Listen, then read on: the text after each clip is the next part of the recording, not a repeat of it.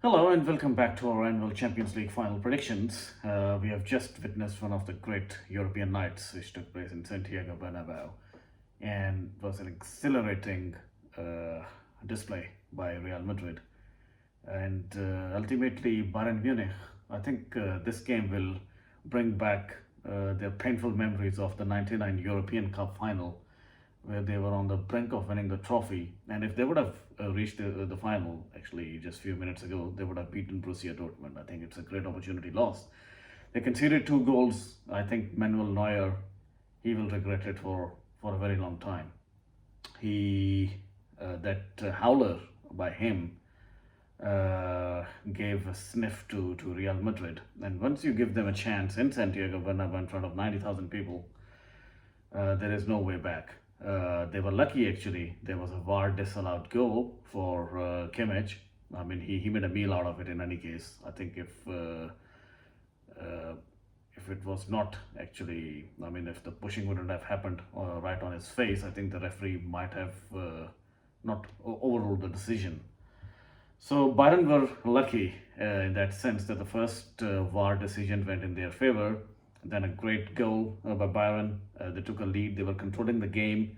Harry Kane missed, I think, a couple of good chances. But ultimately, I think the person who is responsible for this defeat is their coach, Tuchel. I mean, he took Harry Kane off. He took Leroy Sané off. I mean, he took all the main players off. I mean, just 5 minutes before the final whistle, and they were winning 1-0. Back in '99 European Cup final, Otmar Hitzfeld did the same thing. He took off, uh, I think their captain at that time, if my memory serves me well. I mean, just 3 or 4 minutes before the whistle, and they were winning 1-0 at that time. So, having said that, I think it was a brilliant turnaround by Real Madrid. This game had shades of 2022 semi-final as well when Karim Benzema and I mean, obviously, at that time it was a different Real Madrid team, but they came back by two late goals against Manchester City. Uh, the game had everything tonight. Bayern controlled the game really well. They defended well. However, on the left flank, Vinicius Junior caused havoc to Bayern. Kimmich struggled all the way. Uh, the but defensive errors and howler by the keeper and ultimately bad decisions by their coach. So that is the end of journey, and I think he's departing Bayern. Borussia Dortmund is a great story. They have always been an unfancied side in Champions League. This campaign is not much different to their campaign in 96-97. They reached the European Cup final in 1997 and ended up beating Juventus, who were the defending champions at that time and the biggest club and the strongest club. But somehow they managed to beat them in the final. Uh, they also beat Manchester United in '97, 1-0 home and away. So and they've done it against PSG. PSG are serial bottlers. We predicted in our previous videos that PSG they lack the verve and the steel, in these big European nights, and they have never really won a two-legged semi-final, which is they. I mean, which is the psychological barrier for them. They have never won a two-legged semi-final tie in Champions League history ever. They have played three. They've lost all three. They did win in 2020 Champions League semi-final, but it was one-leg semi-final, so it's very different. And Kylian Mbappe was big disappointment, uh, and the amount of chances which PSG had, I think they hit the post, I think 4 or 5 times. But I mean, for football is all about this. I mean, you have rub off the green sometimes, sometimes you don't. They had rub off green against Barcelona. They courtesy of that red card, they ended up scoring 3 or 4 late goals. So the final is going to be between Borussia Dortmund. They are returning back to Wembley after 11 years, and this is the first Champions League final which is taking place in Wembley. Last time they had, I mean, a pretty decent game against Bayern Munich, but somehow Ian Robin stole the trophy from them in the 89th minute in front of 89,000 people. They narrowly lost 2-1. If my memory serves me well, I think they reached Champions League semi-final in 1998 as well. They were the defending champions, and at that time they were beaten by Real Madrid, and it was, uh, I think it was under Fernando Hierro, their captain, and Jupp Heynckes was the coach of Real Madrid, and I think that that season Real Madrid also ended up winning domestic trophy, and they won the Champions League as well, beating Juventus. Borussia Dortmund finished fifth in the league this time. They were poor, to be honest. They were poor in the Bundesliga. But then again, I mean, in a knockout competition, you can not rule them out. This is their third Champions League final, to be honest. And 97, 2013, this is 2024. You never know. And Matt Hummels, I mean, at the age of 35, I mean, he's done a brilliant job, controlled Kylian Mbappe. Real Madrid, today it looked for a brief period of time that they are knocked out, they are done and dusted. But again, I mean, at Santiago Bernabeu, you can never rule them out. Because of courtesy of this lifeline, I'm tipping them heavy favorites actually to win the Champions League yet again, and this is what we predicted actually in our previous video as well, that somehow they will overcome Bayern Munich. And Bayern, today it was not Real Madrid who actually beat Bayern Munich. I think Bayern Munich beat themselves, and Manuel Neuer's howler actually reminded me a little bit of Oliver Kahn in 2002 World Cup final when he spilled the ball. I think it was in the second half, and original Brazilian Ronaldo took advantage of it. Brilliant substitutions by Carlo Ancelotti, and if he wins this trophy, which I think he will win the European Cup 5 times, which no manager has ever done it. So his name is already written in the history books. It will be difficult to beat his feet, but Pep Guardiola, he has a chance. He's young and so managing a brilliant team. And he has won 3 Champions League titles. So let's see. I mean, but as of now, I think Bayern will be bitterly disappointed. They let it slip away, and it's going to hurt them. Just like the 99 Champions League final, 2018 Champions League semi-final against Real Madrid as well. They missed some great opportunities that night in second leg at Santiago Bernabeu, and they paid the price ultimately. And same thing happened. Everybody's questioning that what happens to Real Madrid, why they turn up big in these stages. I think it is obviously their mental attitude is strong, they're mentally tough, they're physically tough, and the crowd never sleeps, by the way. Their crowd is always supporting them, and they've done it quite a few times. I think other than Juventus, I can't think of any other team in the last 10 years who has really pegged back Real Madrid at Santiago Bernabeu. Juventus beat Real Madrid in 2015 in semi-final. It was a 1-1 draw at Santiago Bernabeu, but they ended up winning the tie 3-2. And in 2018 they beat them 3-1 actually here. They won the tie 3-1, but because of that last-minute dubious penalty, I mean, Real Madrid advanced 4-3. You need to be on your feet, you need to be mentally alert. So let's see. And having said the stats are heavily favoring Real Madrid. They haven't lost a Champions League final since 1981, courtesy of Alan Kennedy's goal for Liverpool. I can't remember where that final took place. Maybe I think it was in Paris. It was in France. But 1981 was the last time Real Madrid officially lost Champions League final. They don't lose many finals, by the way. They've only ever lost, I think, 3 European Cup finals. 1962, that comes to my mind, and I think 1964 as well, maybe, I think, against Inter. So 62, 64, and 81. So stats are in front of you. Since then, they have won every single Champions League final. After 81, they didn't reach another European Cup final for another 17 years, by the way. So 1998, they beat Borussia Dortmund. They beat Juventus in the final. Against the odds, once again, I mean, Juve were heavy favorites at that time, and Marcello Lippi with Zidane and Del Piero and all the great legends who were playing Deschamps. The Real Madrid had an upset win, and that was the first Champions League final which they won after 32 years span. And I think that's where their renaissance, their current renaissance started. Their next Champions League final was in 2002 against unfancied Bayer Leverkusen. And Bayer Leverkusen, another German club, they just won the Bundesliga just a couple of days ago. They are unbeaten.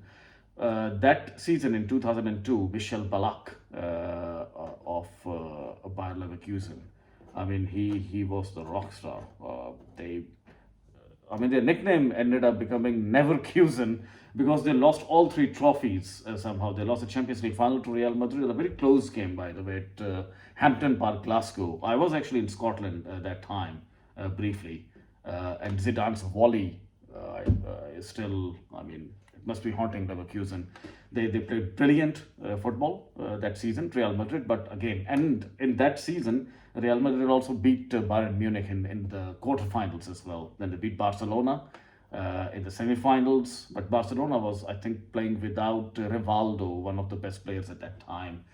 And as far as Leverkusen is concerned, they lost the German Cup final and they lost the Bundesliga title as well on the last day. But I mean, Leverkusen story reminds me a little bit of Borussia Dortmund story this season. I mean, completely unfancied and somehow managed their way back. Then Real Madrid didn't play another Champions League final for another 12 years. I missed out on the year 2000 when Real Madrid comfortably beat Valencia in the Champions League final, 3-0, I think so, yes, with Steve McManaman and Gonzalez Raul goals. Valencia were, I think, in 2000, they were unfancied as well, Valencia, but they were also playing without three or four great players. I think they were suspended, some of them were injured. These kind of things happen in football, so Real Madrid were comfortable winners. So 98, 2000, 2002, then there was a gap of 12 years. They ended up again reaching the final in 2014. A last minute goal by Ramos in 2014. They take equalizer, they reach, and if Real Madrid scores in the last dying moments, there is no way you're beating them. We saw it in 2014 final. Atletico Madrid is, and time after time, I do not understand. The teams are not developing the art of beating Real Madrid. That it's a game of 90 minutes or 95, 100 minutes, 110 minutes, whatever it is. You need to be on your feet, basically, every single minute and every single second. Because Real Madrid is like an Australian cricket team. You can never rule them out, ever. And this is what must be hurting Bayern Munich. Because time after time they're committing same mistakes. They did it against them in 2018. They got this opportunity, they got this shot after 6 years, and they've let it go. Actually, it must be a very, very bad and bitter feeling in the Bayern camp. So Atletico Madrid, they let their trophies slip away from them. And 2016, Real Madrid reached the final. They reached the final, and once again, I think Atletico played a great game. In fact, they were better, I believe so. I think in the first 45 minutes, but they missed a penalty. I think it was Griezmann who missed a penalty. Ramos scored a goal. Then they equalized. I think Carrasco equalized in the second half. It remained 1-1 all the way, and then the penalty shootout, Real Madrid won. And I think it was again an opportunity which was missed by Atletico Madrid. I don't think so Real Madrid were that great, actually. So they managed to beat Atletico Madrid twice in 2014, 2016, despite not being that great. 1998, by the way, when they beat Juventus in Champions League final, it was an offside goal. I mean, you can search on Google, you can do all kind of mathematical evaluations. It was an offside goal. Everybody knows about it. There was no VAR. But Juve also played poor, by the way. The kind of team which Juve had, they should have scored 3 or 4 goals actually against that mediocre Real Madrid team, but they didn't. 2017, Juve repeated what happened in 1998. They lost to Real Madrid 4-1 in one of the worst Champions League final displays. I mean, there were some issues, I think, in the dressing room. There was a fight between the coach Benucci and Allegri, and when when the players are not comfortable, I mean, they just threw away the final, and Real were clearly the better side. Actually, I must say. 2018, keeper howler. I think it was Karius. Can't remember the name, but I mean and I think he broke his arm. Ramos broke Salah's arm, and the final was very bad for Liverpool. They played a great final actually, but Real Madrid were the winners. So, uh, and they were the better team, I think so. And then 2022, can't remember which team they beat in the Champions League final. It's just a couple of years ago. Uh, but again, I mean, when this Champions League final, yeah, it was Liverpool again, by the way. It was 1-0. And that season, 2022, 21-22, Liverpool were the best team in the Europe. They were far better than 2018. And nobody actually thought that Real Madrid would be able to beat Liverpool, by the way, in 2022, Jurgen Klopp. But they managed to find a way. Karim Benzema and Vinicius Jr., I mean, Ancelotti was still there. And so they're going to win it again. So you can count it out. I mean, you can count that how many Champions League finals they have been really good, they've won. How many Champions League finals they have not been that good, but they still managed to win. So credit to them, but discredit to a lot of European teams and a lot of teams who are not developing the art of beating Real Madrid. It involves Paris Saint-Germain, it involves Manchester City. City beat them last year in 2023, but City won a treble. And it was on an upward curve, and it was euphoria. And Real Madrid were defending champions at that time. So sometimes, when you're defending champions and you're maybe, I don't know, I mean, motivational levels are not the same. So the manner in which they were beaten by Pep Guardiola last year in second leg, 4-0 in City, I think a belief came back again in Real Madrid that no, this is our trophy. We will be back. Manchester City threw the game away against Real Madrid in the quarterfinals. They just literally threw it. They scored goals, but they were conceding, and this is the problem with all the teams. They do score goals against Real Madrid. Scoring a goal against Real Madrid, yes, you can score goals, but they're conceding as well. They are, I mean, some kind of defensive howlers or lack of concentration.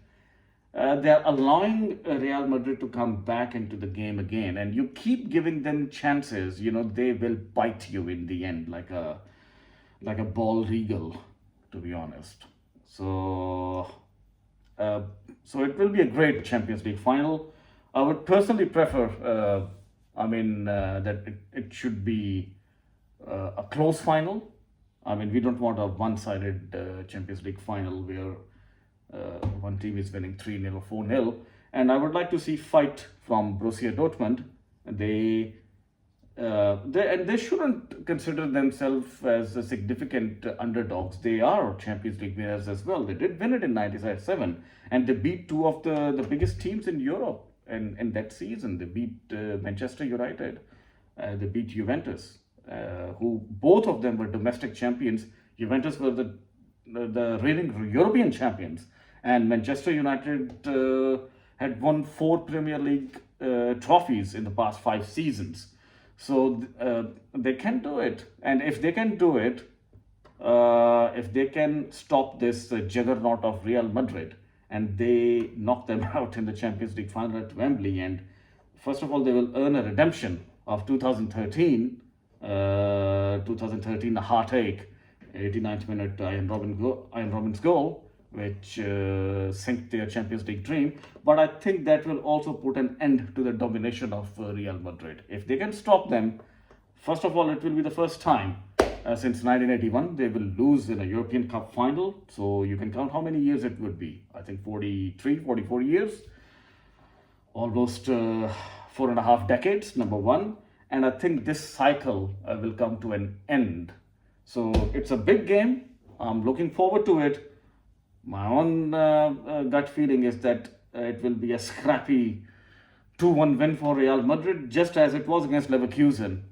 Real Madrid, if they're not playing great, and somehow they will scrap their way with crappy 1-0 or 2-1 wins.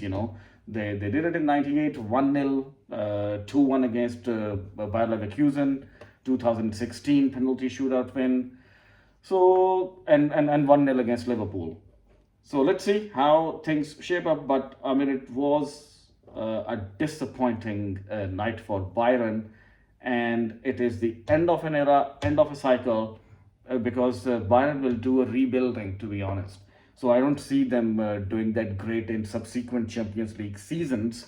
And next year, and just to discuss on the next year's Champions League, uh, it's going to be the greatest Champions League season because the rules are have changed. I think I've mentioned in my previous videos, but for the new subscribers, new viewers, I will just put it again that there will be 36 teams instead of 32. It will be 36 teams, teams which will finish in the UEFA coefficient ranking. I mean, first and second, they will get an additional Champions League spot. So that's where Borussia Dortmund is safe because they had a horrible Bundesliga season in Germany and they finished fifth, by the way. But if 32 teams were participating next season, Borussia Dortmund would have to win the Champions League to play. But even if they lose the final, they will qualify for the next season Champions League because Germany and Italy, they are top two ranked countries in UEFA coefficient club ranking because their clubs have done well in all European competitions in the past 3 seasons. And so 5 teams from Italy, 5 teams from Germany, and the rest of the formula remains the same. And then the couple of teams, the UEFA picks it out, I think, via domestic trophies or something. So it will be 36 teams. There will be no groups. This is very important. There will be no groups, by the way. So this will be the first time in history there will be no groups in Champions League or European Cup history. And each team will play 8 matches. It will be random lot, which is fine. I mean, if you want to win Champions League, I mean, you shouldn't really worry that, I mean, against which team you're playing because you want to be a champion, right? So you want to be a champion, you have to beat a champion. So 8 teams, each team will be playing against 4 home and 4 away, 4 home and 4 away. So there will be no 2-legged ties, as is the current formula. Current formula is you play 6 games in the group stages, and 3 home and 3 away against the same opponent. So it will be 8 different opponents, which is good. You will be tested, and after that, the top 8 teams will directly proceed to the quarterfinals. Okay, so they proceed to the quarterfinals. Not to the quarterfinals actually. Pardon. They will proceed to the round of 16. The top 8 teams. They will, I think goal difference will play a massive role, I think so, next season to classify top 8 teams, unless you can win all 8 matches, which looks difficult. And then the teams which will finish 9 to 24, basically, they will be paired against each other for a pre-round of 16 knockout tie. So I don't know how we shall classify it. It will be pre-round of 16 knockout. So the pre-round of 16 2-legged knockout, those teams will play against each other and the winners will advance to round of 16, and then it will become a normal tournament as we have it now. So 24 teams out of 36 teams will remain in the competition next season. That's a huge percentage, by the way.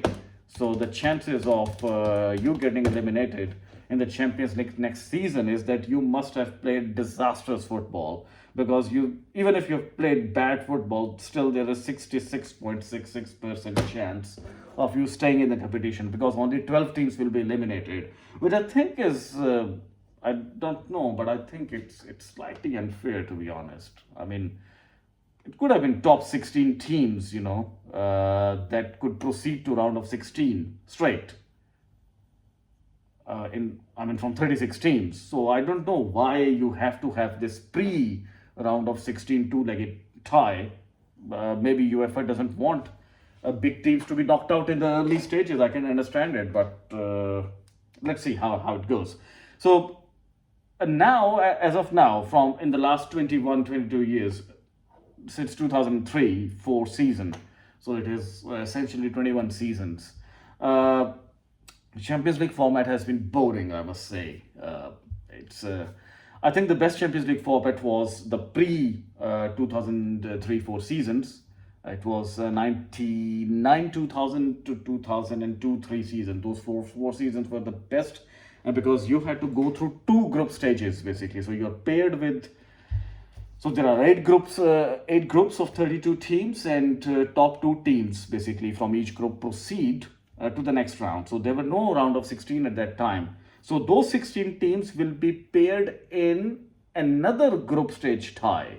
So 4 groups will be formed, and again they will be playing 6 games. So 6 games in the first group stage, 6 games in the second group stage, so 12, and then they proceed to two-legged quarterfinals, two-legged semi-final, and final. So they have to play 17 games actually to win the Champions League. For some reasons, UEFA, and I still do not understand it, that why they changed that format so quickly within 4 or 5 years. They reverted to this current format, which will be ending on the 1st of June. So you are playing only 13 games to win the Champions League, which is not fair. I think you have to play more games. You have to show your mettle more. You have to display more to be worthy of this trophy. Because this trophy is not easy to win. And prior to 99 2000 season, actually, prior to 97 98 season, actually, only the champions would participate in the Champions League. So you have to win the domestic league to qualify for the Champions League. Second, third, fourth teams will not qualify. So it was really, really difficult actually in the past to actually even qualify for the Champions League and then to win it. So credit to those teams actually who did in that era. Now, I mean, it is sometimes you just feel that, I mean, it is more of a marketing tool by UEFA to include everybody in the competition, which is fine. I mean, I don't have a problem with it. I mean, all good teams should participate. That's fine, fair enough. But then again, UEFA should not have changed that format at least in 2003-4, and it had a negative impact because if you go back to the history, I think the first 3 years.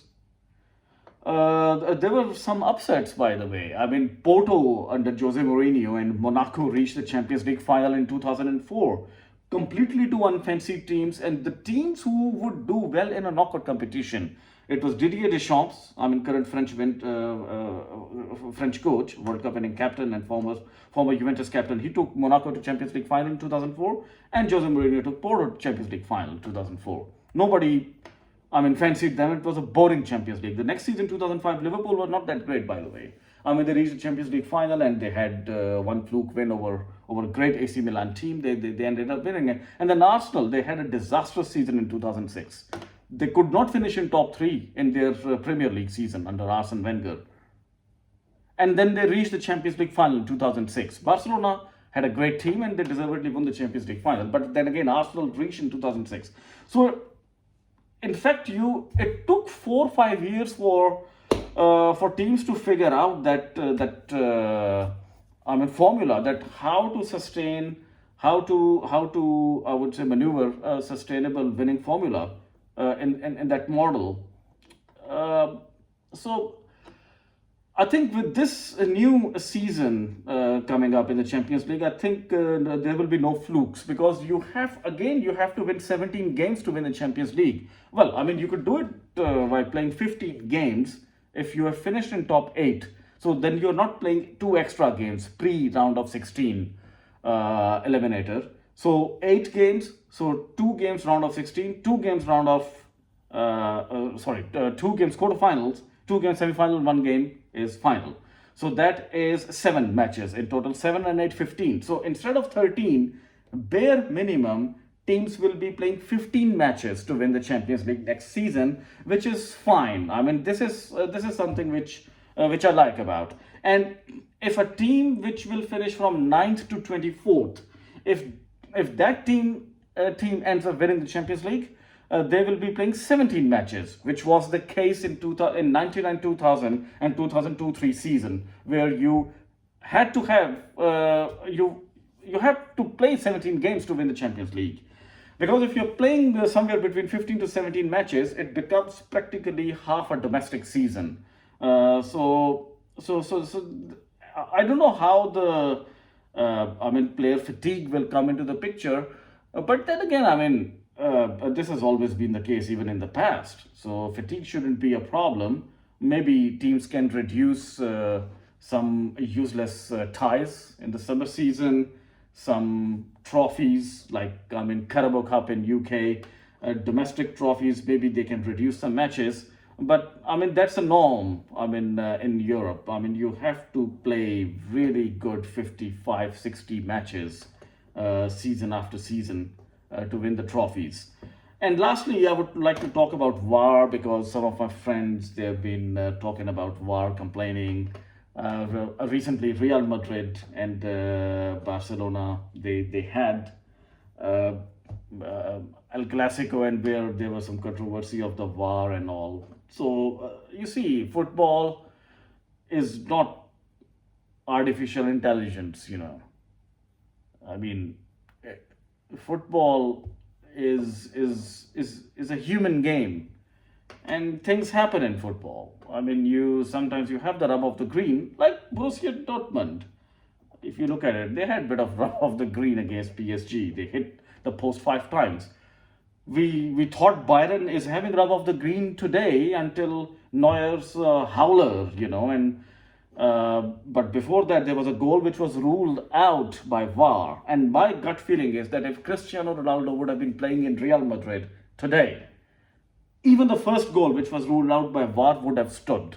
These are all marketing tactics, and uh, I mean, sometimes you just have to live with it. I mean, my memory goes back to 2018 World Cup final in Russia, where I think there was a controversial VAR penalty which was given to Didier Deschamps' French team. I think if in the first half, it was a penalty. They scored. I think they took the lead. I believe so, and the France never looked back.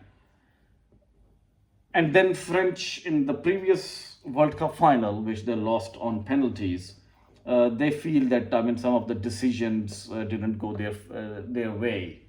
So sometimes you're beneficiary, sometimes you're not. Barcelona, they have been beneficiary of a lot of decisions. I mean, if you go back to the history, there have been a lot of times where you just feel that because of influence of Lionel Messi, a lot of things went in their favor. I mean, one way or another.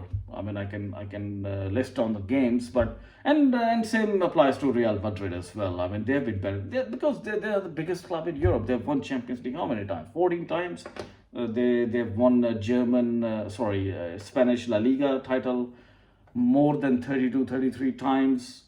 So they are the most successful club in Europe. So when you are when you have attained so much sustainable success, sometimes rub of the green will be given to you because of the brand. And Real Madrid has a lot of following actually in Middle East, for example. It's a second home for them. And that's why I feel that Byron will be thinking that they were really unlucky, or should I say that they had rub of the green. VAR went for them, and later on it went against them, not once but twice. Has VAR changed football? I think it has. And if you do a mathematical evaluation, I would say ever since VAR has been introduced, 90%, 85 to 90% of the decisions taken by VAR have been correct. So there is always a margin of error of 10%. It happens. I mean, it's part of the game. It happens in cricket. There have been a lot of controversial decisions in cricket as well. And even the DRS could not resolve it. I mean, those issues. It's not a channel on cricket, and we're not discussing cricket, but there have been controversies even in rugby, even in tennis. But in rugby, what happens is that you could overhear, you can hear the conversation between the third umpire and the referee. You can hear the conversation is actually pretty clear. In football, there is no conversation. I mean, the referee just goes, he has one look, and he comes back, which I like it actually. It's more. I don't like the rugby way where you are hearing the conversation, and you can hear the conversation in cricket. But cricket is a very different game. The dynamics are different, the crowd is different, and you are in that motion. I mean, you where maybe you want to hear the conversation, but these touch sports like uh, football and rugby, I mean, you just want to go with the flow. I mean, you don't want to hear the kind of long, lengthy conversations. You just want to get on with the game. So I'm happy with the VAR, in my opinion. Yes, there can be some improvements could be done. Maybe, I mean, you can introduce an appeal where each each team can be given a one VAR appeal. We have this in cricket. I mean, sometimes teams are given two appeals, two DRS reviews, three DRS reviews. Maybe in football you can do that. So the VAR stays as it is, but both teams should be given one VAR, I would say, review or contesting, so that they can contest. I mean, if a goal has been allowed, let's put it this way, by VAR, I mean, maybe, I mean, they can appeal again officially by activating that review, or maybe there is a chance that VAR hasn't even looked into a decision, and we are going on with the referee, they can review it. But the danger is that if an appeal is given to both teams, it will delay, it will, I mean, then the injury time will be 10 minutes and 15 minutes. Even today, if you look at it, I don't know how many of you have realized today that today the injury time was 15 minutes. The match ended actually on 105th minute. So it appeared that you're playing in an extra time actually. It didn't look nice, by the way. Extra injury time should not be more than 5 minutes, in my opinion. And overall, I think I've looked at the standard of the refereeing. I've looked at the VAR decisions overall. I'm just talking about the Champions League. I think the decisions have been pretty good, by the way. I mean, yes, you can argue on a couple of decisions, but this will always be the case. I've seen teams losing the European Cup finals on single decision, like Juventus in 1998, when an offside goal was given green signal by the referee, Mijatovic's goal, which shattered UA's dream. 97 against when Juventus lost to Borussia Dortmund. Christian Vieri's goal was disallowed in the 4th minute, and it was not offside. And if Juve would have scored, I think they would have won the Champions League actually. Same in 98. So football works like that. I mean, you have to live with it. You're good enough, you will win it. You are not good enough, you may not win it. But sometimes you can win trophies even if you're not good enough. We have seen teams winning Champions League trophies in the past who were not that good domestically. FC Hamburger in 1983 comes to my mind when they beat a World Cup winning star-studded Juventus team 1-0. They similarly, we can talk about Aston Villa in 1982. How many of you know that Aston Villa actually won the Champions League in 1982? But they did it. They beat Bayern Munich, Porto in 87, Nottingham Forest. They ended up winning two. Nottingham Forest has won more Champions League titles than the English Premier League. At that time, it was not Premier League; it was Division 1, by the way. So they won one English Premier League, equivalent of English First Division, in late 70s, and they won 2 Champions League, by the way. So you don't need to be best actually, but Manchester City is the best team in the world right now. But did they win the Champions League this season? No, they were knocked out. 2 seasons ago, they were still the best team in the world. They didn't win it. Last season, they won it. So this is the mechanism of trophy. You need to have a luck factor. You need to be good enough. You need to be resilient. You need to ensure you're not doing a lot of mistakes. Like Bayern did a lot of mistakes today. Today, Bayern, I'm saying it again, Real Madrid did not beat Bayern today. Bayern beat Bayern itself. So, and Borussia Dortmund, if they manage to score a couple of good goals in the first half, I mean, a couple of good, decent goals, it will be very difficult for Real Madrid to come back. So never rule out any team. And on top of it, you can never rule out a controversy from football. This is what it defines. I mean, it's the beauty of this sport. There should always be some level of controversy. I mean, not to a very high level, but 5 to 10% of the times, because you need media to write about something. You want people to discuss about something. You want bloggers to write about something, to discuss something. If everything is mechanical, artificial intelligence, I mean, everything is computerized then why we are playing football, by the way? This is what I want to talk about. Why we are not playing FIFA computer game, which is very, very well organized, and everything is computerized, and computers are making all the decisions. In fact, I was not even in favor of introduction of VAR 6, 7 years ago, but it has been introduced and it has done good. So I will stick with the current formula. I think VAR is fine. I'm happy with the new Champions League season because you have to play more matches, so it will be more competitive. And I'm also looking for the renaissance of some of the other European teams, like Ajax, for example, in Netherlands. I want French teams to do well actually in Champions League. They do pathetically poor. Since 1993, Olympique de Marseille, no French team has won the Champions League, which is a mystery to me. Since then, France has won 2 World Cups, but they have not won a Champions League. Can you believe that? I want Italian teams to do well. Juventus is having a horrible season, but somehow they've qualified for the Champions League. They played decent enough, but not good enough. They need to invest more. They took a bad decision 6 years ago. They bought Ronaldo. They spent a lot of money, and then there was a lot of issues internally. The corruption cases came up into the picture, whether they were true cases or they were orchestrated. We don't know, but Juventus they have lost their way actually.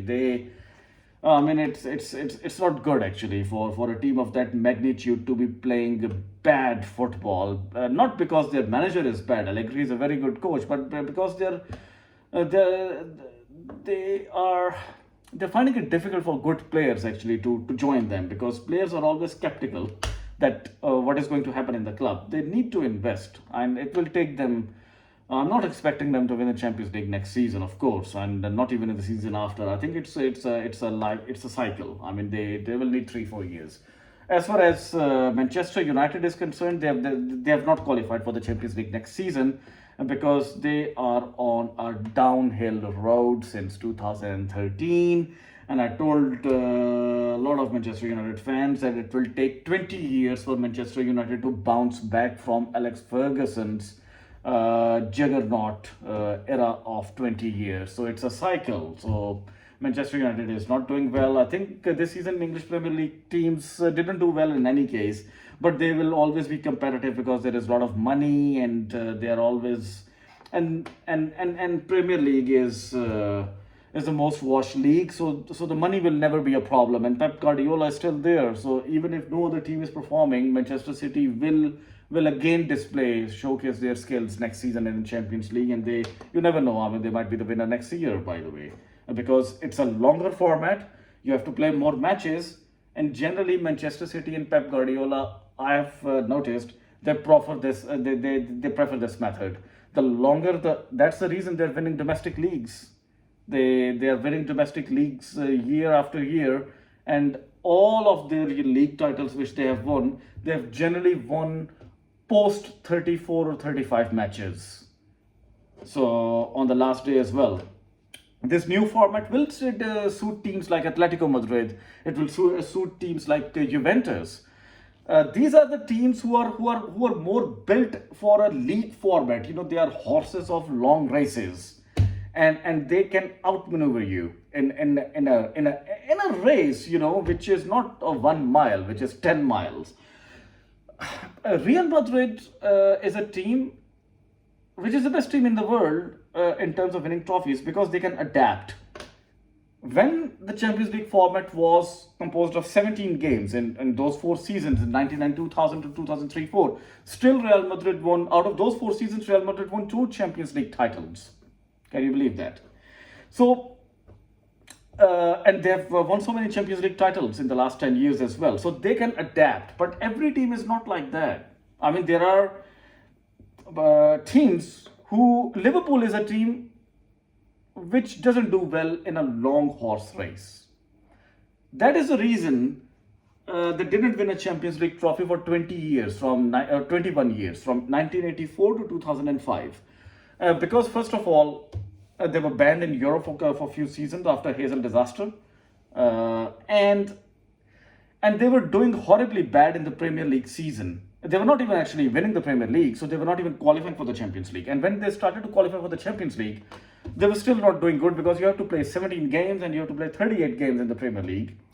And if you look at it, how many Premier League titles Liverpool has won in the last 36, 37 years? One title, and that was in the COVID season. One title, one Premier League title composed of 38 games, one title in 36, 37 years. This is their performance. That's why I do not rate them as a great club, by the way. They are a great club, yes, it's true, they have won a lot of trophies, but what exactly they have won in the last 25 years? I mean, they have won 2 Champions League trophies, huge achievement, massive achievement, but they have only won 1 Premier League title. So if you're winning Champions League after Champions League and you're not winning domestic title, then I think that some kind of fluke formula is working for you. And that's where was my biggest disappointment when UEFA changed the format in 2003-04, because it gave an opportunity to these teams to artificially work their way out and manage to find wins. Because some team, if you look at domestic cups let's talk about Coppa Italia, for example, or FA Cup or Carabao Cup. Sometimes small teams win it. Why? Because they're built for that. Because a small race is easier to win, just like in cricket. A 20-over game, a small team can beat a big team. But if it is a longer game, it becomes difficult. So I think teams who prefer shorter tournaments, they will find it very difficult from next season onwards to compete in Champions League, but the big fish, the big players will remain the same. Real Madrid will be there, Bayern Munich will be there, and PSG will be there as well. I mean, they do have a good team, but Mbappe is going to Real Madrid, but they have money. Similarly, I'm expecting German teams to really show their mettle. In the upcoming season, and I think this Italian teams will do well in the upcoming seasons. Inter Milan, AC Milan, Napoli. Longer formats will suit them. So looking forward to next season's Champions League. But as of now, this is an end of an era. We did a lot of videos. Season after season, purely on the Champions League, because this is the biggest tournament in world of football, in my opinion. So I don't feel like domestic leagues are very important. You have to win domestic leagues, by the way, but ultimately it is the Champions League which defines your legacy. And if you're winning Champions League like Real Madrid is doing it season after season, they're also winning La Ligas as well. They just won La Liga title. So that's why our videos are purely based on the European nights. And ultimately, if you conclude this whole 21-year cycle, I can only see one winner in these 21 years, a team which has dominated this era, and that is Real Madrid. There was a brief spell for Barcelona under Pep Guardiola. I think they missed out a great season in 2009-10. I think they lost to Inter Milan. If they would have won that Champions League, probably Barcelona they might have won 4 consecutive Champions League titles, actually. They lost in 2012. It was by the way, we are talking about this 21-year cycle, and a lot of teams which were not built for longer format. I think Chelsea is one of them as well. Chelsea never won a Champions League until 2012, and then they again won it in 2021 actually. Did they win the Premier League in 2021? They didn't. Did they win the Premier League in 2012? I can't remember, and I think it was Manchester City they won the Premier League that season. Chelsea won it. So for once, I'm really happy that we are getting rid of this format, and we will see true winners from next season.